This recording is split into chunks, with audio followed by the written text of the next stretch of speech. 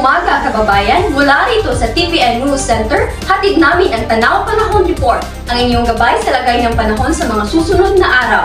Ako po si Robilyn Abanda at narito ang inaasahang lagay ng panahon sa lalawigan ng Bohol mula Miyerkules, ika-18 ng Disyembre hanggang Sabado, ika-21 ng Disyembre 2024.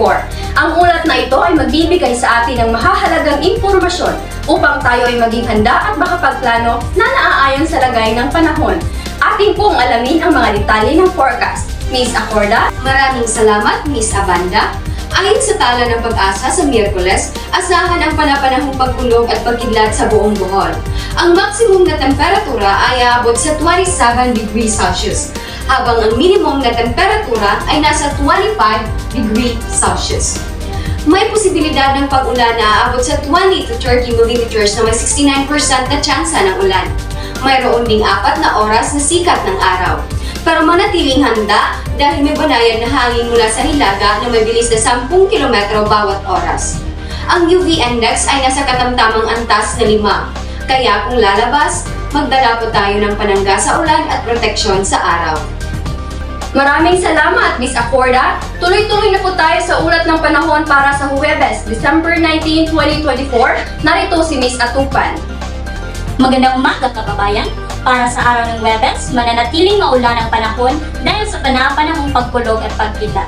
Mas mainit ang temperatura sa araw na ito, kung saan ang maximum temperature ay nasa 28 degrees Celsius at ang minimum ay nasa 25 degrees Celsius. 80% ang tsansa ng pag-ulan at posibleng umabot sa 20 to 30 mm ang dami ng ulan. May 4 na oras ng sikat ng araw at ang UV index ay nasa 6, nangangahulugang mataas ang magtas ng init mula sa araw. Mahina pa rin ang hangin mula sa hilaga na may bilis na 12 km per hour. Magdala ng payong at sunscreen, lalo na kung lalabas ng bahay. Salamat sa update, Miss Atupan. Alamin naman natin ang magiging lagay ng panahon para sa Biyernes, December 20, 2024. Narito si Miss Buslon para sa ulat. Maraming salamat, Miss Abanda. Sa Biyernes, patuloy pa rin ang panapanahong pagkulog at pagkidlat. Ang maximum na temperatura ay nasa 28 degrees Celsius, habang ang minimum ay natiling 25 degrees Celsius. 77% ang tsansa ng ulan at inaasahang aabot sa 20 to 30 mm ang dami ng ulan. Malamlam ang sikat ng araw sa araw nito na tatagal lamang ng 1 oras. Ang UV index ay nasa katamtamang antas na 5 at mararamdaman ang banayad na simoy ng hangin mula sa hilaga na may bilis ng 17 km bawat oras. Maging handa po tayo sa posibleng pagulan sa halos buong araw. Maraming salamat, Miss Buslon. At narito ang lagay ng panahon para sa Sabado, December 21, 2024. Sa ulat ni Miss Alarcos. Salamat, Miss Abanda. Sa Sabado, asahan pa rin ang panapanahong pagkulog at pagkidlat, ngunit mas mababa na ang inaasahang ulan na nasa 10 to 20 mm lamang. Ang maximum temperature ay aabot sa 29 degrees Celsius, habang ang minimum ay mananatiling 25 degrees Celsius. Mas makakakita tayo ng sikat ng araw na tatagal ng 5 oras. Ngunit, mataas ang UV index sa araw na ito, nasa 7, kaya't magdala ng proteksyon mula sa araw.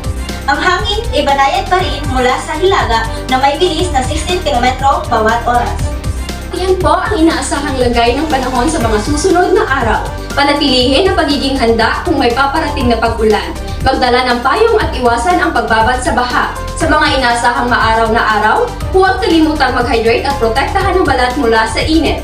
Mula rito sa TVN News Center, Tanaw Panahon Report. Ako po si Robilyn Abanda, Marie Jersiog Acorda, Mariana Tupan, Hanavia Buslon, At Desiree Aliarcos. kami ay nagpapaalam na may paalala.